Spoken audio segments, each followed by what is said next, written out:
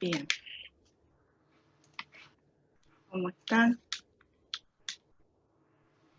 El módulo 4 trata sobre la misión integral. ¿Sí? Y en este módulo 4 vamos a ver lo que es evangelismo, el desarrollo y el establecimiento de iglesias. ¿Sí? Hemos visto hasta ahora varios tópicos y varios aspectos sobre lo que significa ser misión, sobre lo que se llama misión. Hemos visto también el tema de cuál es el mensaje que damos, cuál es el mandato que Dios nos ha dado, desde cuándo Dios ha establecido este mandato en la Biblia, desde Abraham, hemos recordado, cómo usó al pueblo, que él ha buscado siempre testigos, primero buscó como testigo de él al pueblo de Israel y después a su iglesia. Y en la semana pasada, por ejemplo, habíamos visto la importancia de sortear esas barreras. ¿Se acuerdan del Evangelio 1, Evangelio 2, Evangelismo 1, Evangelismo 2, Evangelismo 3? Depende de qué barrera tenía que sortear el misionero para poder llevar el Evangelio, para poder evangelizar a los no alcanzados. Hemos hablado quiénes son los no alcanzados, el concepto de nación desde el punto de vista bíblico. Y en esta parte, que es misión integral y el evangelio, vamos a ver el cómo evangelizar. Porque tenemos un mensaje poderoso para transmitir, pero muchas veces no sabemos cómo transmitir, no sabemos cómo darlo a los no alcanzados. Bueno, acá dice en la placa que hemos aprendido los principios básicos sobre el método para aprobar la tarea restante del misionero. ¿Cuál es la tarea restante que le toca? ¿Se acuerdan el Congreso de Lausana? Que ellos se pusieron a ver en 1974. Bueno, ¿hasta qué hemos llegado? ¿Qué nos queda? ¿Cuál es la tarea restante? Y hablábamos de la importancia que es conocer la otra cultura, de la importancia que es que el misionero transcultural realmente quiera aprender de la cultura a la cual va a ser inserto. Ahora, el factor más significativo en el desarrollo de las tácticas, lo que nosotros hoy vamos a ver es el cómo. ¿Cuál es la táctica? Y una de las cosas que tenemos que entender y nosotros tenemos que aprender es comprender y conocer a la gente a la cual nosotros vamos a alcanzar con el Evangelio. ¿A qué gente? ¿A qué grupo? ¿A qué nación voy a alcanzar? Y hay que conocerlos a ellos, ¿sí? Miren, el ejemplo más grande que tenemos es el mismo Señor Jesucristo. Él, siendo Dios, se hizo hombre, a fin de conocer nuestras debilidades. Él sufrió todo, padeció todo, igual que nosotros, sufrió hambre, lloró, amó, sintió frío, sintió calor, fue tentado, ¿sí? Y nos trajo salvación, porque Él es Dios. Entonces, si Él, siendo Dios, tuvo que hacerse hombre para conocer nuestras debilidades y conocer a nosotros humanos, qué es lo que padecíamos, cuánto más nosotros, que tenemos que hacer también ese énfasis en conocer e identificarnos con el grupo en el cual vamos. Y cuando digo identificarnos, el desear ser como uno de ellos, el desear vivir como uno de ellos, el desear adquirir las costumbres de ellos, ¿sí? Bien, vamos a pasar, Cristian. Y ahí había varias preguntas, y esas preguntas que teníamos, si ustedes le ahorraron a leer, igualmente ustedes saben que todo el material se sube, entonces ustedes después las tienen. Tenemos que conocer, tenemos que saber cómo son, cuáles son sus necesidades, cuál es su estructura social, qué énfasis será necesario dar para que penetre el Evangelio en la gente a la cual nosotros deseamos alcanzar. ¿Cuál sería la iglesia que que vamos a plantar o que comenzaría a iniciarse allí o a desarrollarse entre esta gente. Porque también no todas las congregaciones son iguales. Inclusive, a veces pensamos que dentro de la misma sociedad vamos a tener el mismo tipo de congregación, y no es verdad. Más cuando vamos a una cultura donde vamos a plantar un testimonio, y también ellos van a tener, de acuerdo a sus costumbres, su cultura, van a ir poniéndole su perfil, su impronta, ¿verdad? Bien. Ahora, la gran comisión, que la tenemos en Mateo 28, 19 al 20, y también está en Marcos 16, 15, que dice: id por todo el mundo y predicad el evangelio a toda criatura. Como también está, podemos hablar en este sentido en Romanos 10, y lo voy a leer porque siempre me impacta mucho cómo acá Pablo nos está diciendo y nos está instando a que a la importancia de ir a predicar. 10 del 13 al 15. Porque todo aquel que invocar el nombre del Señor será salvo.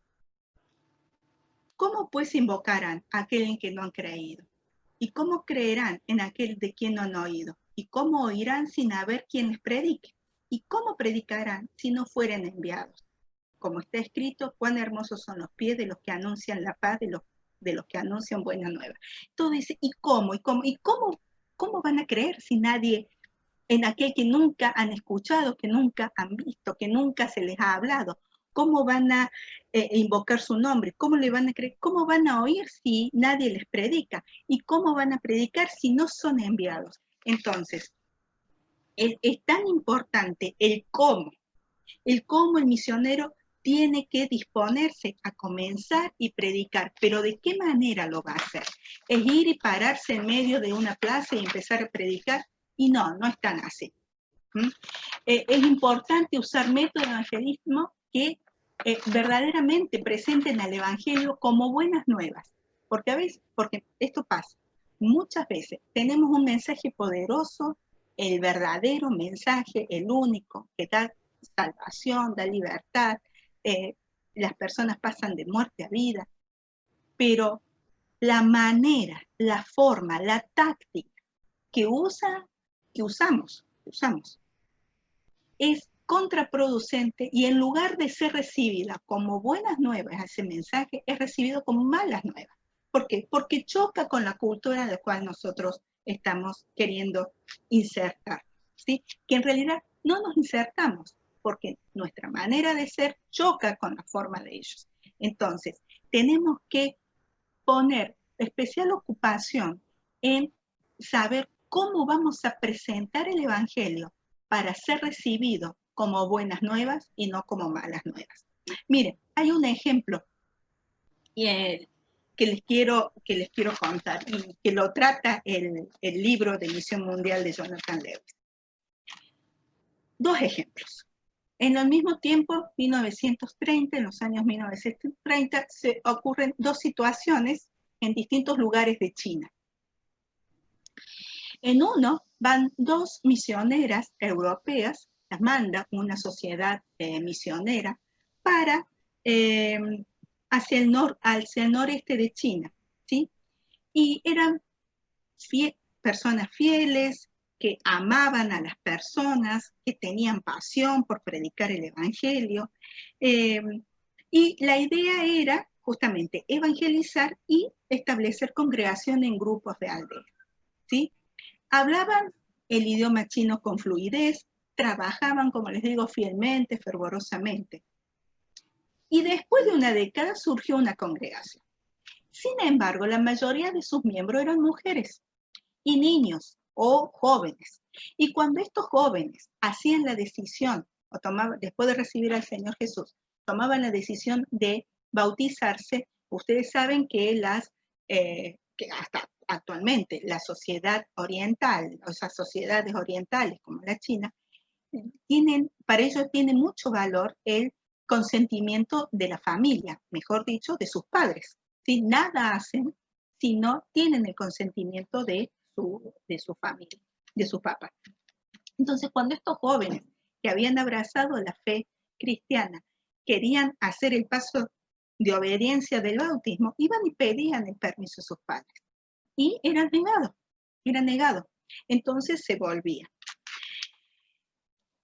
Ahora bien, uno de los reportes que estas misioneras hacían, cuando ustedes saben que los misioneros tienen que hacer sus reportes con cierta asiduidad a la agencia en la cual ellos están, de la cual ellos dependen, inclusive a las iglesias o a los hermanos de los cuales están recibiendo el apoyo, ellas analizaban la situación y decían que los hombres se referían a la dureza de corazón de los hombres, que los varones eran duros de corazón. Por eso las congregaciones, o la congregación que ellas habían plantado allí, eran de mujeres y de niños, de jóvenes.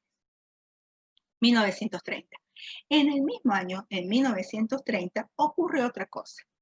Resulta que resurge la asamblea del pequeño rebaño en Shantung, China. ¿Y qué pasó? Hubo un grupo de familias que fueron enviadas, 70 familias fueron enviadas al noroeste como congregaciones instantáneas. Y en 14 años, en 1944, se habían levantado 40 nuevas iglesias. 40 nuevas iglesias, 14 años. Y estas iglesias, o sea, de estas aldeas, ¿no?, donde ellos habían ido, y estas iglesias permanecían y se mantenían de manera vital en el evangelismo, o sea que estaban activas, no eran iglesias inertes, no eran iglesias inactivas o muertas, no, eran activas. ¿Y cuál fue la razón de estos dos contrastes? Que después de 10 años, con las hermanas europeas, que eran dos, se levantó recién una a los 10 años, y este contraste que a los 14 había 40 nuevas. ¿Saben qué fue? El hecho de que salieron familias. Entonces, en la sociedad de estas aldeas orientales, en estas aldeas chinas, la importancia de la familia o la familia tiene muchísima importancia, tiene mucho valor dentro de la sociedad. Entonces, ¿qué pasaba? Los varones, los cabezas de hogar de cada familia, podían relacionarse con los cabezas de hogar de las familias naturales, nativas del lugar, ¿sí? Entonces, había relación. Las mujeres, cuando iban al mercado a hacer las compras, se encontraban con otras, y se encontraban con las otras, con las autóctonas del lugar, podían conversar y las invitaban. Entonces, eso hacía que se armaran relaciones y vínculos. ¿Por qué? Porque no fue rechazado, porque ellos trabajaban desde el concepto de familia. Y como en la sociedad china, en estas aldeas chinas, la familia tiene gran importancia, no hubo un choque, no hubo una resistencia. Pudieron insertarse fácilmente en la sociedad. ¿Sí? Entonces, miren ustedes, la filosofía de Confucio, que es la oriental, tiene gran importancia los lazos familiares, padre e hijo, hermano mayor, y hermanos menores, marido y mujer. Entonces, el hecho de que estuvieran en contacto con las mujeres, aldeanas, estaba bien, porque estas mujeres misioneras tenían su esposo también, y tenían sus hijos, y hacían las tareas cotidianas de una mujer, igual que las chinas, y los varones igual. Y entonces por eso, y las familias iban o se formaron estas 40 iglesias a causa de esta táctica. ¿Van entendiendo la importancia de conocer al grupo humano donde se va, a este grupo de nación que se va, cómo es su cultura, para poder hacer que el evangelio fluya sin ningún prejuicio, sin ningún palo en la rueda, como para decirlo de alguna manera? ¿Cuál fue entonces la dificultad de las dos hermanas europeas? Ellas no amaban a las personas, sí las amaban. Ellas no evangelizaban, sí evangelizaban. Ellas no querían hacer, sí hicieron la tarea. Pero ¿cuál fue el problema? El problema fue que ellas no buscaron una solución acorde a la sociedad en la cual estaban inmersas. No buscaron, o no, primero, no reconocieron el problema porque decían que los hombres eran duros de corazón. Entonces se pusieron en esa posición. Y al no reconocer el problema, tampoco hubo una búsqueda de una alternativa de solución para poder hacer la tarea de una manera más eficiente. ¿Sí? Pasamos al siguiente. Muy bien. Y así como en las familias, mire, la evangelización de familias en otras culturas. Lo mismo ocurre en las culturas, no solamente en las culturas chinas, lo mismo ocurre en las culturas de las aldeas africanas, en las comunidades asiáticas y también en los barrios latinoamericanos. Nuestra sociedad latinoamericana, si bien ahora últimamente a causa de toda una ideología progresista, pero todavía se siente la fuerza que tiene la familia. ¿Mm? Entonces, es importante conocer estas realidades de otras culturas, ¿sí? Y por ello tenemos que comprender cara a cara las situaciones de cada aldea en donde vamos, de cada pueblo donde estamos. ¿Por qué es tan importante la familia? ¿Por qué es tan importante tener una cabeza en el hogar en estas situaciones? Mire, un análisis, una misionóloga dijo nuevos modelos en el caso de los hindúes, para discipular a los hindúes. Afirma que el evangelio, permítanme, que la familia hindú es la única institución social a través de la cual se puede transmitir y recibir el evangelio. Entre las sociedades hindúes, la única manera para transmitir el evangelio es a través de la familia, porque también tienen un acervo muy poderoso las relaciones familiares, ¿sí? Todas las decisiones salen del seno familiar. ¿Y de quién? De quién es la autoridad. En este caso, generalmente es el padre, ¿no es cierto?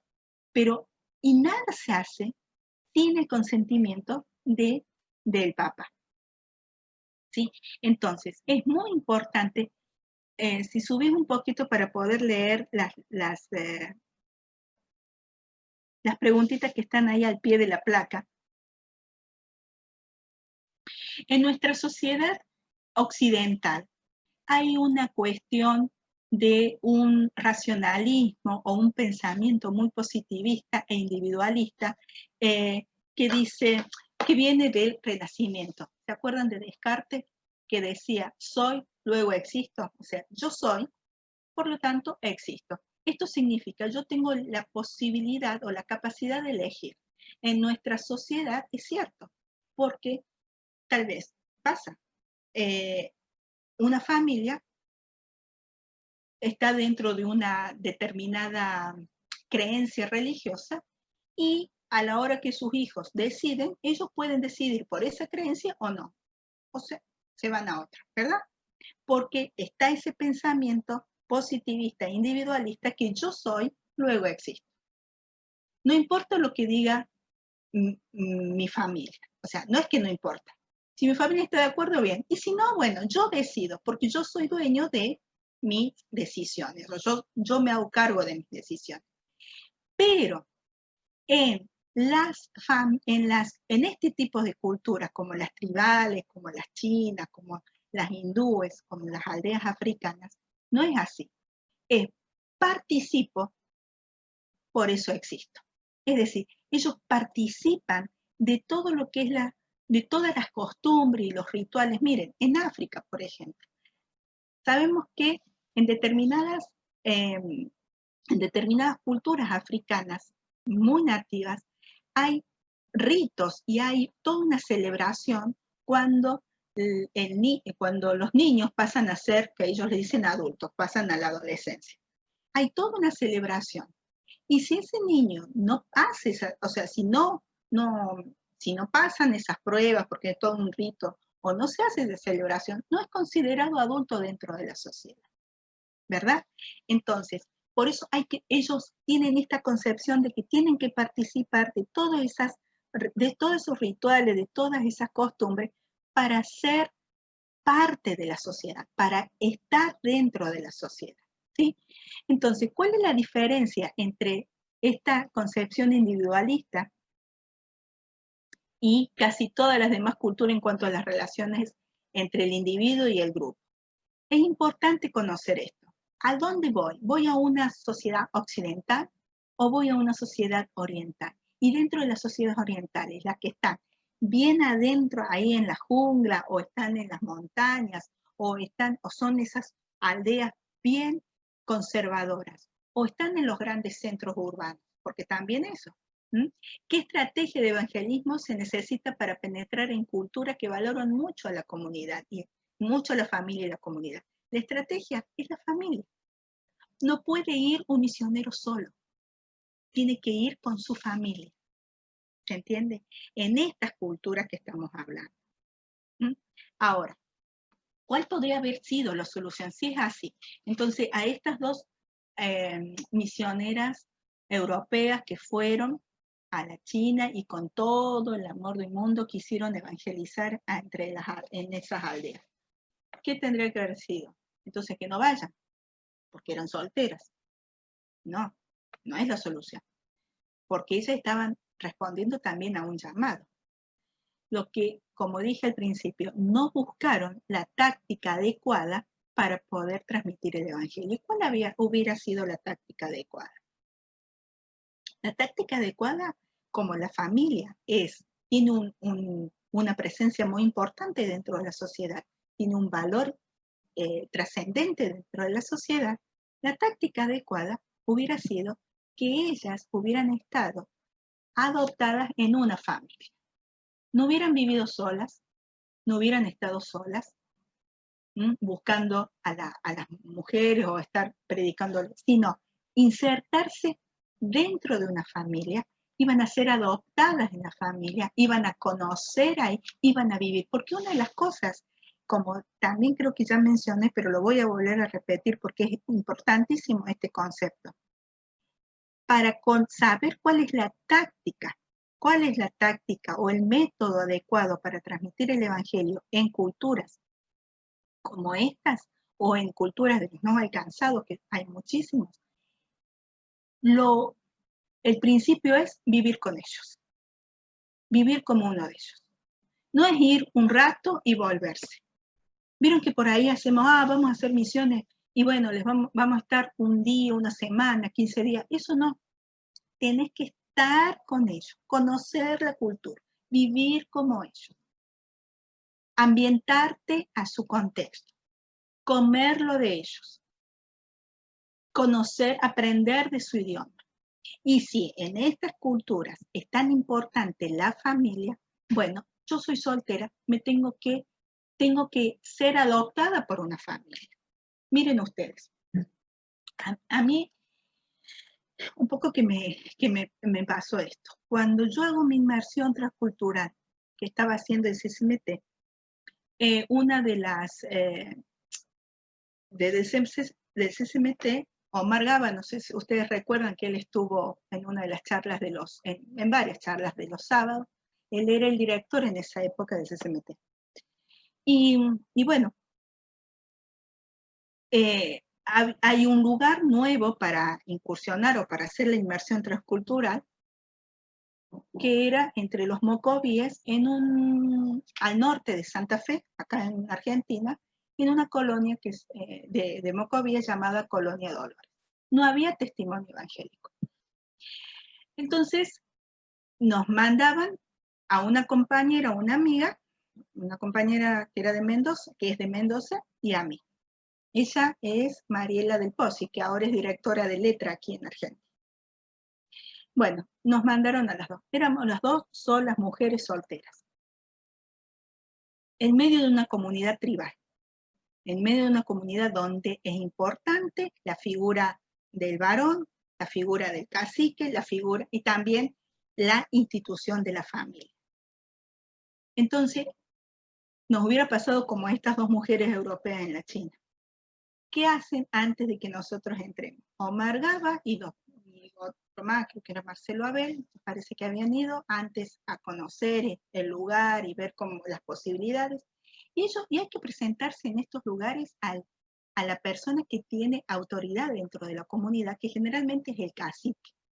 Ellos se presentan, en este caso, el anciano mayor era, o a los ancianos, al grupo de ancianos, porque también en estas culturas valoran mucho y tienen gran importancia la sabiduría de los más grandes, de las personas de mayor edad, de los ancianos. Contrario a lo que es nuestra cultura hoy, ¿sí? Bueno, entonces ellos se presentan ante los ancianos y hay uno de ellos que se llamaba Don Delfino, él ya falleció, y bueno, le hablan y todo, y él es el que nos consigue el lugar para poder vivir, pero también es el que nos adopta como sus hijas, sus nietas. Tal es así que él nos cuidaba todo el tiempo, pero nos cuidaba realmente. A mí me hacía acordar mucho a mi abuelo paterno, porque el cuidado que él hacía con nosotras era como el que yo tenía con mi abuelo paterno. Él se ocupaba, se preocupaba, nos acercaba a aquello que necesitábamos. Él era el que, o sea, nos cuidaba, como quien dice. No, y era un cuidado bueno, no era un cuidado, no piensen mal, era un buen cuidado. Y nosotros nos sentíamos protegidas. Él hablaba por nosotros delante de otro. Es más, nosotros teníamos que empezar a conocer a la gente y le pedíamos a él permiso y que nos dijera a dónde podíamos ir o que nos presentaran las personas, que nos presentara la familia. Y él nos acompañaba a las casas de las otras familias para hablar del Señor. Si nosotros hubiéramos estado solos, esa entrada no hubiéramos tenido. ¿Se dan cuenta? Entonces, esa es la importancia. Eso hay que buscar, de buscar la táctica. Íbamos a estar solas, porque ni novio teníamos ninguna de las dos. O sea que de casarse, menos, porque eso es lo que es la importancia, la figura de la pareja, del matrimonio, de la familia. Nosotros no teníamos esa posibilidad, pero la única forma fue ser adoptadas por Don Delfino para que él tomara digamos, el papel que a nosotros nos estaba faltando. ¿Se dan cuenta? Y así tuvimos entrada en esa inmersión, entrada en la familia. Esto fue, nosotros fuimos tipo julio, y para octubre se estaba abriendo una iglesia. Si no hubiéramos hecho bien los deberes, todavía estábamos esperando de la plantación de esa iglesia. Y en esa iglesia no se congregaban solo mujeres, iban los varones porque estaba Don Delfino ahí, iban los matrimonios porque estaba Don Delfino ahí. Nosotros hacíamos todo el servicio, ¿no es cierto? Pero la presencia de él hacía la diferencia. ¿Se dan cuenta? Vamos a continuar un poquito más.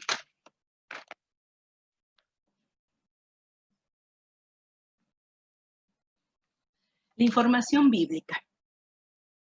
Bueno, y en cuanto esto tampoco es, a ver, es que no, a nosotros se nos hizo la luz y lo hicimos, no. Hay ejemplos y hay antecedentes bíblicos que dan base a lo que estamos hablando. Por ejemplo, en la Biblia descubrimos que las familias son protagonistas en forma sobresaliente, como receptores de agentes. Miren,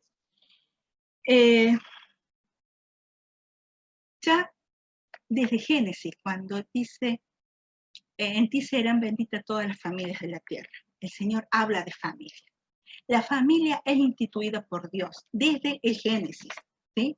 Hombre y varón los creó para hacer multiplicación. La familia es una institución creada por Dios. ¿Está bien? La familia es vista como una unidad instituida por Dios. Ahí tienen la cita, Efesios 13:15. Mediante la redención, la iglesia, el pueblo de Dios, se conoce como la casa de Dios y la familia de la fe.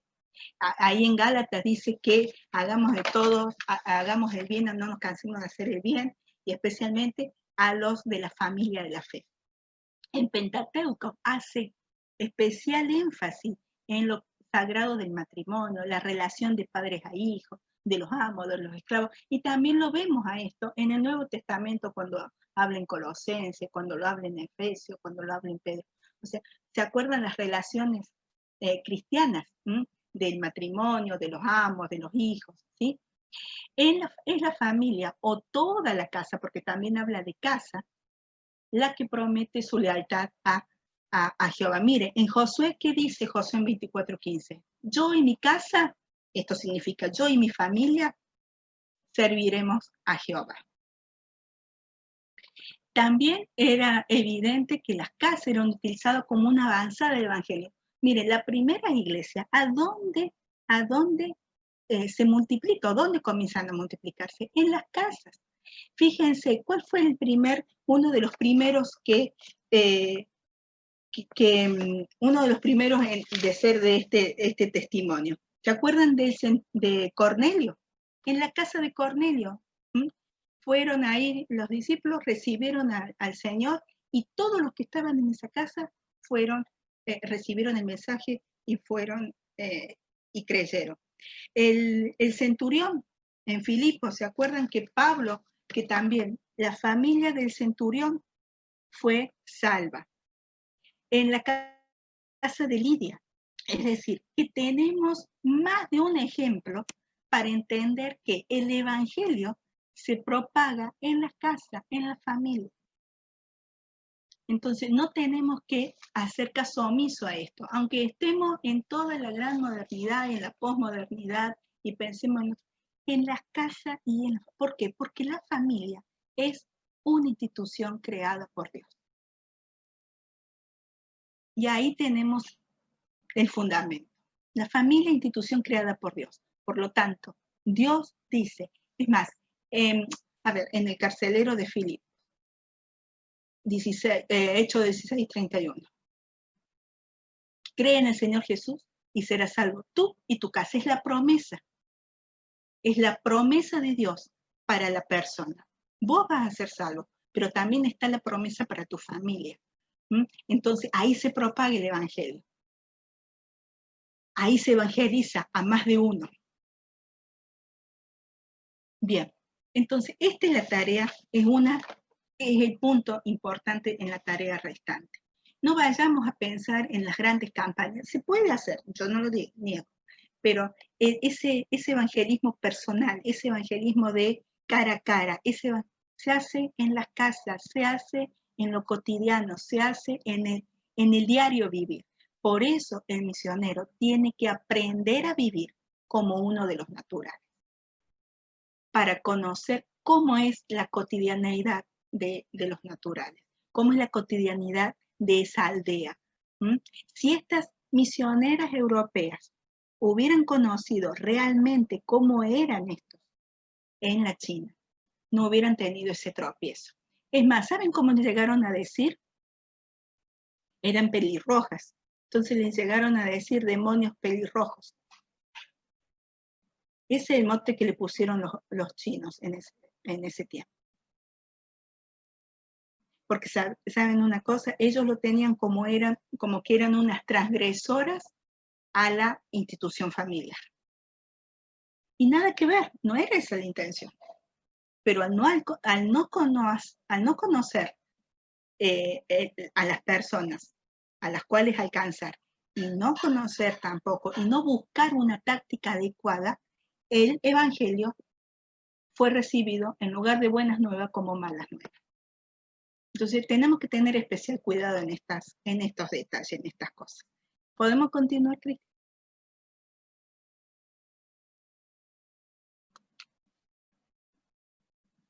Bueno. Muy bien. Acá dice un poquito más, la Biblia apoya fuertemente el concepto de la familia, donde la familia y la comunidad están valoradas muy en alto El Evangelio no necesita ser percibido como una amenaza a la estructura social. De hecho, el Evangelio puede ser presentado de manera tal que fortalezca dicha estructura. Debe mostrarse el debido respeto por la cabeza del hogar o los ancianos de la comunidad, evidenciándolo en el diálogo, manteniendo primeramente con ellos acerca del Evangelio. Esto es lo que yo les decía. ¿A dónde hay que presentarse? A la cabeza del hogar. ¿A dónde hay que presentarse? A los ancianos. ¿A quién hay que presentarse? Al cacique, al que lidera el grupo. Y hay ejemplos y hay testimonios de que una vez que se conoce o que el líder lo conoce, van y el resto de la familia y de la comunidad empieza, se convierte. Y esto es un ejemplo también que pasó en Indonesia. Después de unas cuantas charlas, se presentaron, se tuvieron con los líderes y los ancianos de una aldea en Indonesia. Eran musulmanes, ¿sí? No alcanzados, musulmanes, no había testimonio cristiano. Y los misioneros fueron y se presentaron ante los ancianos y los líderes de la comunidad. Una vez que ellos se convencieron que el Señor Jesús era el único medio de salvación, una vez que ellos se convirtieron, fueron a sus aldeas y dice que apremiaron a los habitantes de sus aldeas. Y se convirtieron todos y todos se bautizaron. Y hasta el día de hoy es una de las comunidades más prolíferas dentro del Evangelio. Esto pasa en Indonesia. Entonces, es importante cómo nos presentamos. Por eso dice, hay que mantener un diálogo directo, pero también muy respetuoso con aquel que lidera la comunidad. ¿Por qué respetuoso? Porque, a ver, en estas comunidades nosotros estamos acostumbrados a ver, en nuestra sociedad viene alguien a mi casa y yo lo saludo con 2 besos. ¿Sí? Es así, acá en Corrientes es así. Nos saludamos con 2 besos. Y si es de confianza o hay una cierta confianza, no hay problema, no está mal visto. Ahora, en esas comunidades no se puede hacer eso, apenas la mano. En las comunidades musulmanas, no, me acuerdo que Alfredo, el hermano de Cristian, que él, antes de irse al campo, él nos contaba, y es cierto esto, que es muy común entre los musulmanes, y no porque estén enfadados unos con otros, que el varón vaya adelante que la mujer. Y en los chinos también, y en los japoneses también. La mujer va atrás. Ahora, ¿es que está peleando? No, es la costumbre. Acá no, porque si mi marido, yo me corro y me pongo al lado, no quiero que él vaya delante mío, pero es la costumbre. Es posible que hasta aquí nos demos la mano, nos abracemos, me tome del hombro y no va a estar mal visto. Pero yo esta costumbre me la tengo que dejar aquí en Argentina, y si voy a una comunidad musulmana, tengo que desprenderme de esa costumbre y hacer lo que hacen ellos. Porque si no hago lo que hacen ellos, el evangelio choca. Entonces, vuelvo a decir, en lugar de transmitir el evangelio como buenas nuevas, al ser chocado la manera en que se presenta el evangelio, es chocante para ellos. Entonces tenemos que tener ese especial cuidado, ¿sí? No tenemos que presentar el evangelio como una amenaza de la sociedad en la cual nos insertamos. ¿Está bien? Y vamos a continuar un poquito más.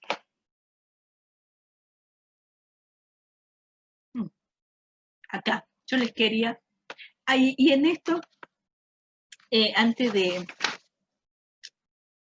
les quería contar, o les quiero contar un testimonio, una experiencia de un misionero que tenía 22 años, y que él tuvo llamado para un grupo de gente en la India que vivía en la región montañosa de la India. Pero acá si bien es una experiencia, es algo real, pero esto sirvió de estudio en misionología, ¿sí? Y se los quiero explicar un poquito, se los voy a leer, hay cosas que les voy a leer para ser más exacta en los datos. Prem Sagar era un joven de 22 años que fue llamado al ministerio por completo, o sea, él ya tenía el llamado de tiempo completo a las misiones. Provenía de un distrito de Godavari, ahí lo ven a Godavari, ¿sí? Por ahí, y a Godavari de Andhra Pradesh, ahí donde en el tercer mapa que tienen a su derecha, Andhra Pradesh, ahí está Godavari. Bueno, él provenía y se va a Madras para hacer, para tomar un curso ministerial. Durante sus vacaciones, esto fue en 1979, viaja aproximadamente 180 kilómetros para pasar unos días en la casa de sus parientes que estaba en Godavari Oriental, que es donde está el globito, por ahí el globito bueno, ahí es en Madras. Y él viaja hacia ¿vieron el mapa que tienen a su derecha donde dice India Maredumili? Bueno, ahí donde está el globito está Maredumili. Y él viaja hasta ahí porque su tío, tenía un tío que era guardabosques. Y en esas vacaciones comienza a conocer las poblaciones, las aldeas que estaban en ese lugar. Ellos estaban en las regiones boscosas y él empieza a conocer a los naturales de ahí, ¿verdad? Tal que los conoce que Dios le habla bien clarito y diciéndole que bueno, que él tiene llamado hasta a estas aldeas. Entonces, cuando regresa, después de sus vacaciones, regresa al seminario para terminar sus estudios, ¿él qué hace? Él empieza a hablar con sus profesores, les habla de estas tribus y que él quiere ir a trabajar allá. Bueno, los profesores medio como que no estaban muy convencidos, no estuvieron convencidos, y una de las condiciones que le dijeron es que solo no iba a ir, tenía que ir acompañado. Él no consiguió voluntario, por lo tanto, al no conseguir voluntario, no lo enviaron. Cuando él termina ese año de estudios, lo mandan a un servicio, sí, junto con otro equipo, a la ciudad de Madras, que es ahí donde dice Chennai, esa es la ciudad, también llamada Madras. Ahí lo mandan. Ahí trabaja con este equipo, pero Prem Sagar sigue orando por los pueblos tribales de Maredumili. Sigue orando. Y a medida que la carga por estos pueblos crecía en su corazón y viendo que a pesar de que pasaban años, los burócratas, como quien dice, no veían su proyecto, él determinó ante Dios hacer las cosas por su cuenta. Entonces, ¿qué hace? Inicialmente vuelve a donde estaba su tío, pero para dar comienzo a su ministerio, pero se encuentra con la novedad de que su tío lo trasladan a otra zona. Bueno, en ese sentido, dice acá, no obstante, el fuego que sentía en su corazón por el ministerio entre las tribus de Maredumili no podía apagarse. Finalmente, Prem Sagar escribió cartas a sus amigos y a sus conocidos y a sus parentes de las cristianas acerca de su decisión, solicitando sus oraciones y el apoyo. Bueno, lo apoyan, este círculo cercano a él, renuncia al equipo evangelístico de Madras y da un paso de fe y se va a trabajar a Maredumili. Y acá está muy lindo lo que dice en el libro, dice así: quien es llamado a servir entre los pueblos no alcanzado necesita algo más que visión y valor para hacerlo. Es necesario que se convierta en una llama ardiente. La Iglesia ha comprobado que el Señor hace a las flamas de fuego sus ministros. Salmo 104:4. Ahora bien, es importante que antes que veamos qué pasó con este señor, con Pram Sagar, veamos quiénes eran los que vivían en Maredumili, ¿sí?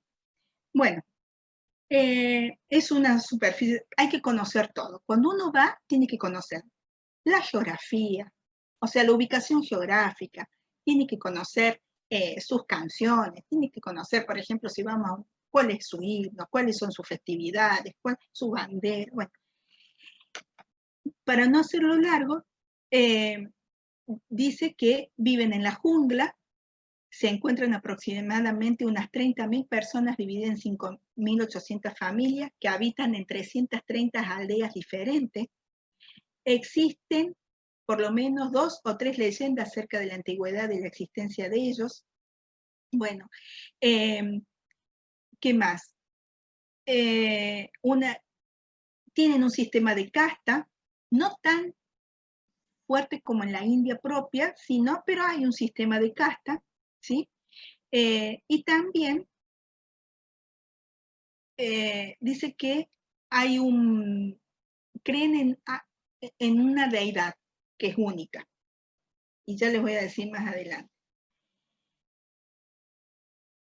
Tienen una manera de vivir muy humilde, viven en chozas, llevan una vida muy sencilla, están dispersos por todas las montañas, no se quitan la ropa hasta que ésta se rompe, se desgasta por el uso. Las mujeres usan argollas en la nariz, aros, brazaletes en diversos metales. La gente sale a cazar jabalíes, bueno, venados, aves. Bueno. Consumen una bebida que me llamó mucho la atención que se llama toddy, como el chocolate, para hacer el chocolate instantáneo, pero no es esa, sino que es un brebaje alcohólico que extraen de una palmera denominada celu. Todo esto es importante conocer. Los matrimonios se hacen dentro de las mismas castas, no pueden pasar de una casta a otra, ¿sí? Bueno, y todo esto y más, podríamos agregar más cosas, hay que conocer en detalle el tema de quiénes son las personas a las cuales vamos a alcanzar. Ahora vamos a pasar un poquito al otro. Bueno, Prem Sagar salió de Madras, llegó a Marudel y vivió allí en una choza. Bajo las condiciones más difíciles, inició su ministerio entre las tribus de Maredumili. Unos cuantos amigos y parientes lo apoyaron con algo de comida y dinero.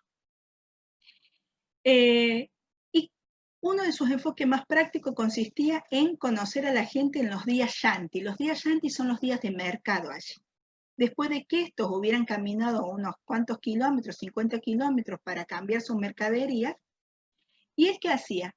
Se ponía en un lugar visible, empezaba a cantar y después a predicar a viva voz, o sea, voz en cuello, no había parlante, no había micrófono, a viva voz se ponía a predicar a él. Hacía, y con un pandero, dice, que el pandero hacía más ruido que su voz. Bueno, les hablaba, él, por cierto, conocía el idioma, aprendió el idioma de ellos, ¿sí? Les predicaba en el dialecto de Tulú, que era el entendido tanto para los que iban al mercado.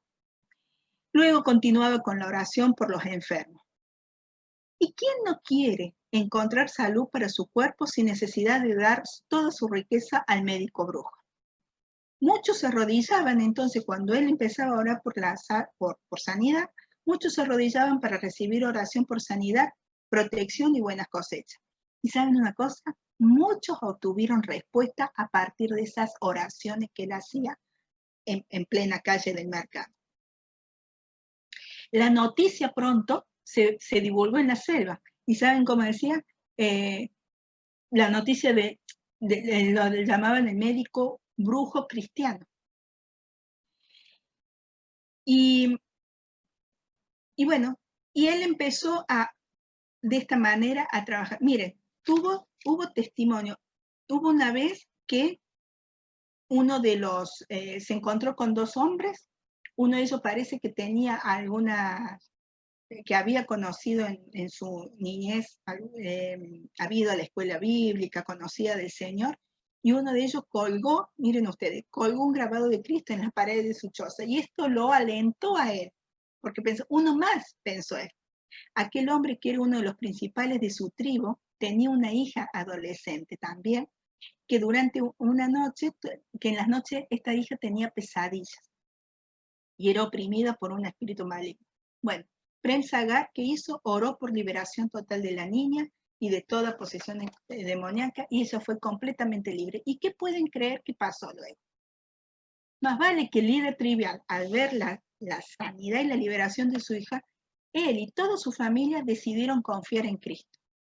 Y así comenzó a suceder que se levantó una iglesia allí. Y en pocos meses, Prem Sagar no dejó nunca de tener contacto con los madras, pero también con sus profesores del seminario, ¿se acuerdan? Y esto les hizo abrir también los ojos a los profesores del seminario, aquellos que no le creían, aquellos que no le quisieron apoyar, aquellos que le dijeron, no, no es para vos esto. Cuando vieron que Prem Sagar se lanzó al ministerio, solamente con el aval de Dios y con su mucha fe, porque tenía mucha fe este hombrecito de 22 años, y cuando vieron los resultados, entendieron que allí había que plantar. Ahí empezó a tener apoyo, hubo otra organización en cuanto a sanidad que lo ayudó, y eso hizo que se levantara una iglesia en la selva de Maredumil. Entonces, por eso, hace falta más que decir, quiero servir entre los pueblos. Hace falta tener una llama en el corazón. En este hermano Prem Sagar, esa llama no se apagó a pesar de las contradicciones que tuvo, a pesar de los palos en la rueda que tuvo. Él siguió. Y miren, ¿cuáles son las conclusiones de su experiencia? Y esto nos sirve para el estudio, para nuestro estudio en misiones. Se necesita más que un mal llamado, una visión. Se necesita convicción personal, más que recursos económicos para disipular a los pueblos alcanzados. Se necesita ser una llama ardiente. Los poderes de las tinieblas en la cultura animista deben ser contrarrestados con un ministerio de poder. Y para tener un ministerio de poder, el obrero tiene que estar lleno del Espíritu Santo, como siempre decimos. Tiene que tener una vida de lectura, de oración, de dependencia del Espíritu Santo. Ustedes piensan que si él no hubiera tenido esa relación tan íntima con el Señor, hubiera podido orar por la hija del líder de la tribu. Muy difícil. Entonces, a pesar de que él estaba solo, pero tenía al Señor de su lado. Y él iba por delante de él. Él batallaba. Dios peleaba las batallas de Prem Sagar. Y por eso le abrió camino y sus oraciones eran escuchadas. De acuerdo con los principios misionológicos, tales grupos de animistas que se encuentran en lugares remotos y que no se identifican con las corrientes de ninguna de las religiones principales, tales como el hinduismo, el budismo y el islamismo, son más susceptibles a recibir el evangelio. Mire, es así. Aquellos que están en esos lugares más remotos, aquellos que hay que andar y meterse bien en la selva, bien en el monte, como no tienen un acercamiento a las grandes ciudades, las grandes urbes, y en este caso a otras religiones como el hinduismo, el islamismo, son más susceptibles a recibir el evangelio, se reciben más fácilmente, porque no están contaminados con todo lo otro, con todas las otras filosofías. Y Prem Sagar tuvo la sabiduría de acoplar sus esfuerzos a un grupo local. O sea, él empezó a buscar apoyo en los locales, en estos dos que, en los grupos locales, estos dos, en este caso eran estos dos que habían conocido en algún tiempo atrás al Señor, y él los tomó para su equipo. Es importante empezar a buscar personas que también sumen al equipo, que sumen para el trabajo, para la causa. Y también el relacionarse y el buscar en otros lados, como él buscó en la agencia o en los profesores, cuando fueron abiertos los ojos de estos profesores del seminario, bueno, él también aprovechó ese recurso. ¿Para qué?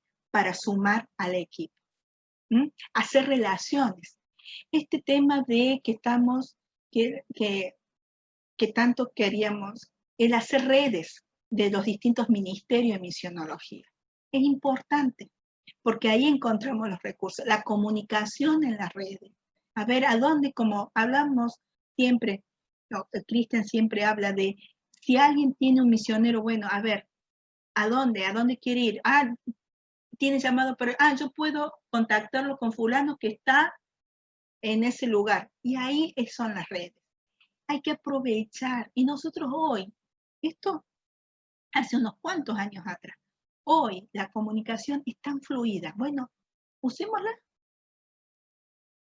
Hoy toda la tecnología es tan fluida. Bueno, usémosla.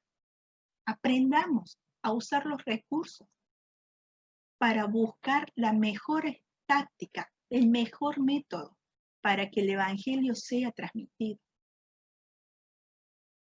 ¿Bien? Bueno, y finalizando, es necesario que en la estrategia inicial para el evangelismo se incorpore más que solo predicación. Se requiere sensibilidad a la cultura a la cual uno quiere entrar, a la cual uno quiere evangelizar. Se necesita tener entendimiento de la población, de las personas a las cuales alcanzar. Se necesita conocer y saber cómo comunicar de la mejor manera el evangelio dentro del contexto cultural. La manera en que el mensajero, el misionero transcultural, es percibido es de importancia clave para la penetración efectiva del evangelio. En la manera en que el misionero se presenta y es recibido, es percibido, es aceptado o no, va a ser también la manera en que sea recibida o no, recibido o no el mensaje, el evangelio. Por eso hay que ser muy cuidadoso, muy respetuoso de la cultura a la cual evangelizar, de las personas a las cuales evangelizar. Una estrategia comprensiva considerará quién es el mejor adaptado para ministrar el evangelio a un grupo de gente en particular. También considerará cómo el Espíritu de Dios está guiando a individuos a comprometerse en la evangelización de un grupo determinado y reforzar esa visión y ejecución. Miren, no todos somos llamados para todos los grupos. Algunos son llamados para los musulmanes, otros para los pueblos triviales, otros para los centros urbanos, otros para la población o para la nación gitana. No todos somos llamados, no todos vamos a poder ir a todas partes. Ahora, lo que sí tenemos que estar convencidos es a dónde Dios nos está llamando. Y una vez que conocemos ese llamado y sabemos a qué grupo humano tenemos que ir, tenemos que conocer la cultura. Tenemos que hacernos uno de ellos. Tenemos que aprender lo que ellos hacen a diario. Y la única forma es vivir con ellos. Hemos hecho muchas veces suicidios o homicidios misioneros al enviar gente sin la preparación correcta. Muchas veces pensamos que con hacer un curso teológico, un curso misionológico, y la teoría la sabemos. La teoría sí, podemos buscar, cualquiera la puede aprender. Ahora, estar en la cultura y vivir y aprender esa cultura, ahí está el quid de la cuestión. Hay que vivir con ello para decir, conozco y puedo. Y sí, va a haber tiempos donde vamos a llorar y vamos a querer volvernos y viene el choque transcultural y un montón de cosas. Pero si estamos convencidos del llamado de Dios que ha hecho en nosotros, Él nos respalda, Él nos sostiene, nos saca del desierto, nos pone en valle, nos pone en delicados pastos y nos hace reposar. Yo les puedo decir que así, yo pasé un tiempo de estrés transcultural, como quien dice. Lloraba siempre, porque me quería volver y a la vez me quería quedar, porque yo sabía que ese era el lugar que donde tenía que estar. Pero me costó sacarme mis costumbres y ponerme la ropa de la gente autóctona. Pero una vez que yo aprendí eso, era necesario que yo pasara por esa cuestión.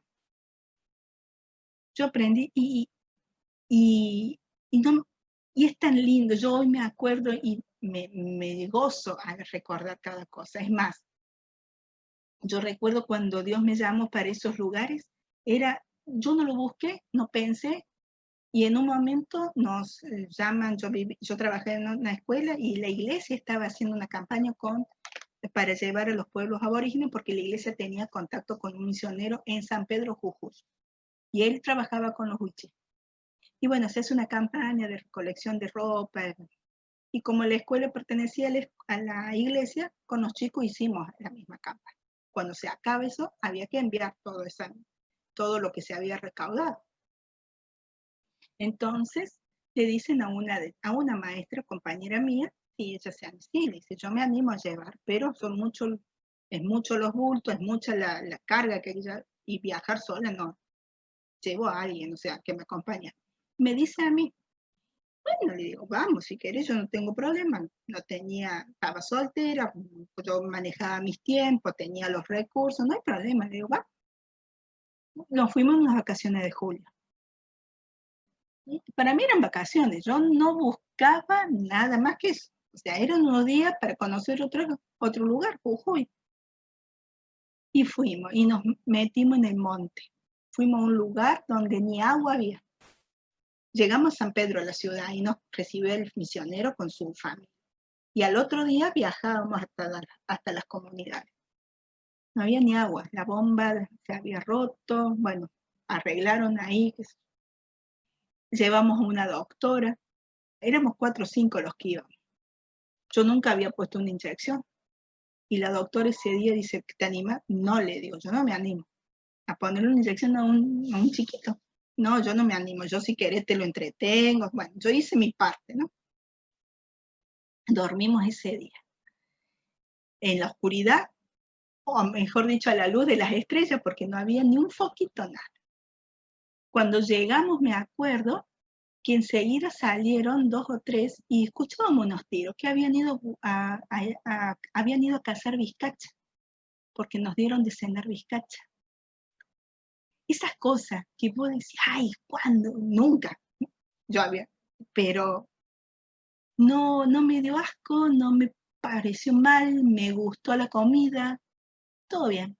Pasamos, y cuando yo me recuerdo, hermanos, cuando yo salía, cuando ya volvíamos, después de pasar 2 o 3 días ahí, volvíamos, a mí me vino, o yo tuve un sentimiento que hasta el día de hoy me acuerdo y no lo puedo explicar. Yo salíamos de ese lugar en el camino de tierra, en la camioneta donde andábamos, y empecé a llorar y a llorar y a llorar de una manera que yo no me explicaba por qué lloraba, porque nada me había pasado. O sea, pero yo lloraba de una forma y mi amiga me abrazó y oraba por mí. Y después el pastor que también oró por mí. Y me dice, Dios te está llamando, me dijo. Pasó el tiempo, esto fue en julio. Entonces yo me quedé con esa, Dios me está llamando a esto, porque yo sentí una cosa en mi pecho y esto fue en julio. Y en octubre tuve la entrevista con Omar Gaba, que era el director del CCMT, porque yo había decidido seguir el llamado, porque para que al año próximo comencé el CCMT. Pero eso me significaba a mí dejar un trabajo, dejar un montón de cosas, la comodidad, mi confort, mi zona de confort. Pero Dios llama y cuando te llama, te sostiene, te cuida, te pone las personas. Me hizo conocer a este viejito, como les digo, a Don Delfino, que hasta el día de hoy está en mis mejores recuerdos. Dios llama, pero tenemos que aprender a hacer, aprender a revestirnos de todo lo que implica el llamado. Se necesita más allá que decir, yo me llamo y hago todos los cursos. No, Hay que entrar a la cultura, hay que vivir con ello, hay que comer con ello, hay que saber hasta vestirse con ello. Miren, Prem Sagar tuvo que ir y vestirse como ellos, y ellos no se sacaban la ropa hasta que no se gastaba. Miren ustedes, no se la lavaban la ropa. Y uno dice, hoy un par de días puedo aguantar, pero ese la aguantó porque amaba estas personas. Había una llama ardiente en su corazón por las tribus de Marubili. ¿Cómo era? Ya me olvidé el nombre. Entonces, así sea, hermano. Si Dios te ha llamado, Dios te va a sostener y Dios te va a capacitar en todos los sentidos. Y va a ser más que un curso. Va a ser una vida que te bendiga y que te fortalezca y te revista de todo lo que necesitas para conocer la cultura y las personas a las cuales alcanzar el Evangelio. Vos sos el medio nomás, pero no tenemos que ser un medio de tropiezo, sino un medio para que el Evangelio sea tomado como buenas nuevas. Amén. Bueno, vamos a parar acá y vamos a continuar la clase que viene con lo que es el desarrollo y la plantación de iglesia. ¿Les parece?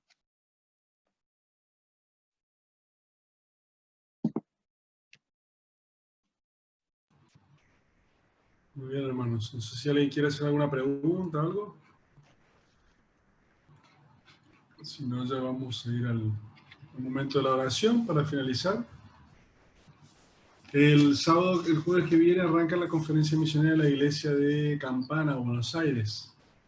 Es así más o menos el formato que hubo la conferencia misionera esta semana pasada en la iglesia Rema, Comunidad Cristiana en San José de Costa Rica.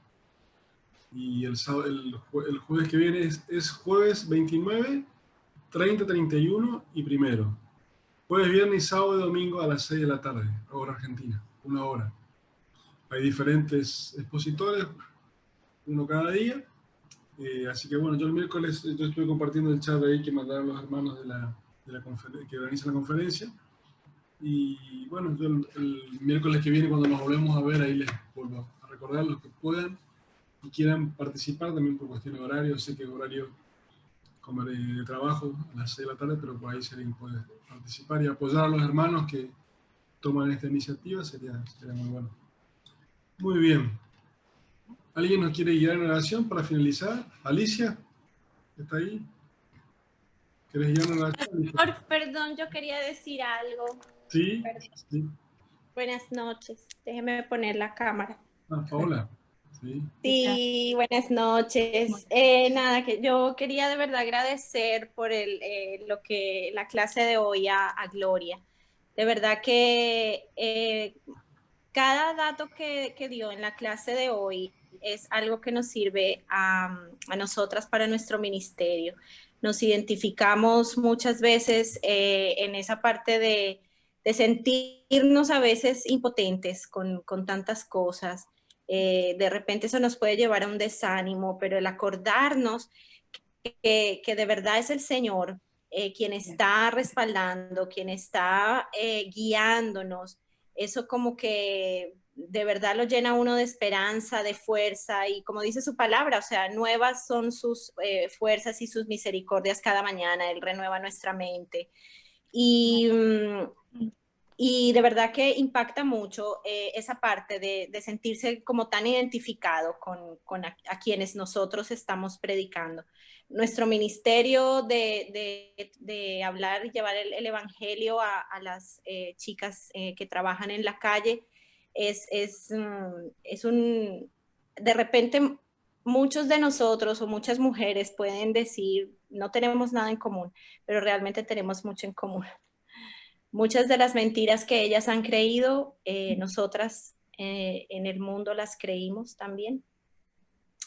Y realmente, de verdad que fue muy, muy edificador escuchar la enseñanza de hoy. Muchísimas gracias. Y yo quería preguntar, ¿esa comida que tú comiste, Gloria, qué es? Porque no sé. Vizcacha.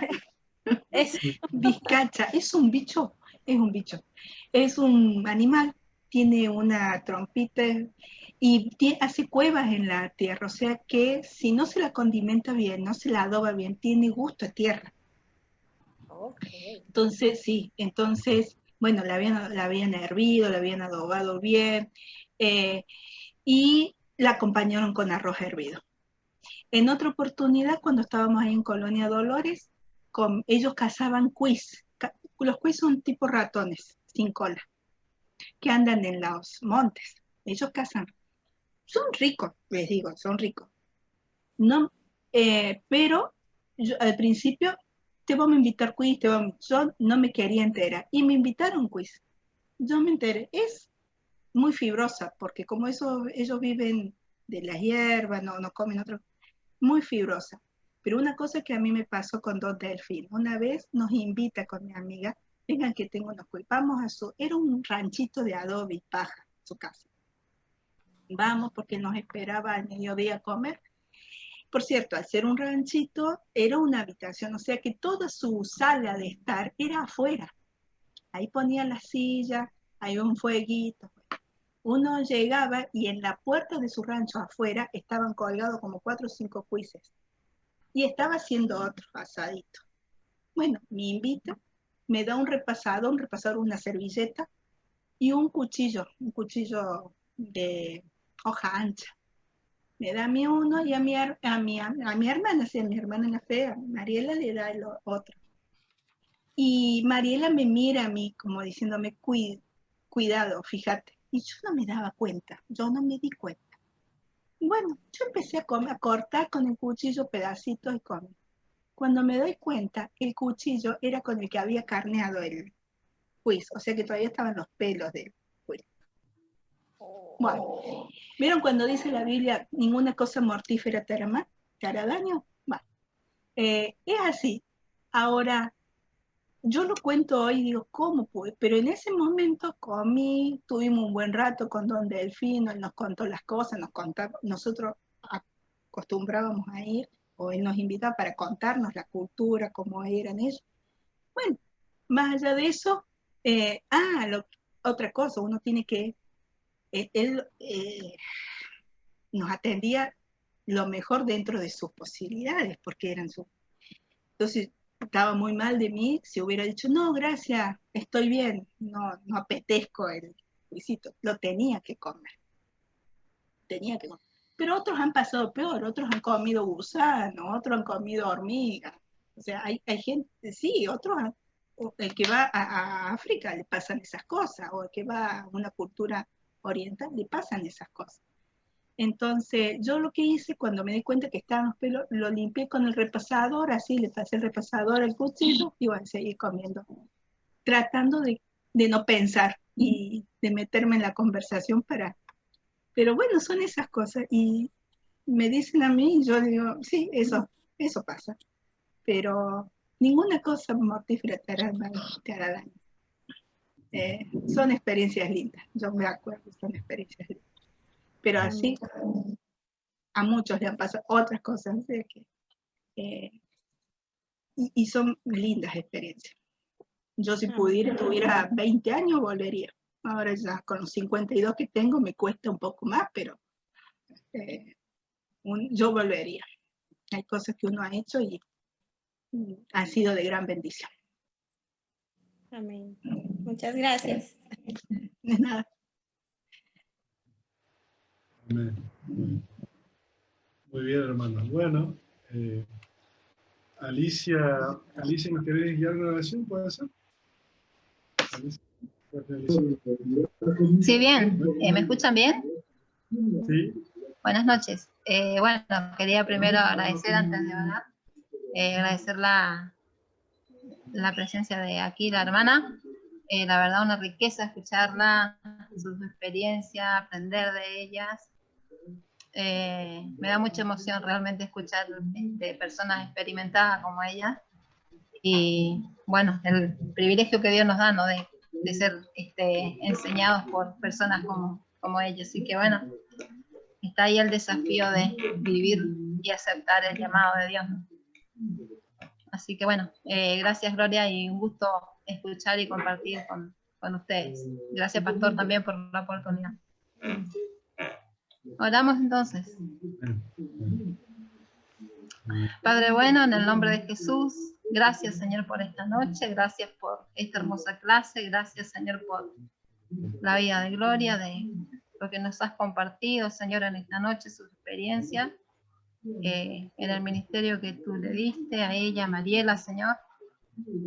Te rogamos Señor que tomemos en cuenta lo que decía ella de aceptar a ir y quedarnos en el lugar, Señor, y vivir por amor a esas personas que tú las amas y que tú las buscas, Señor.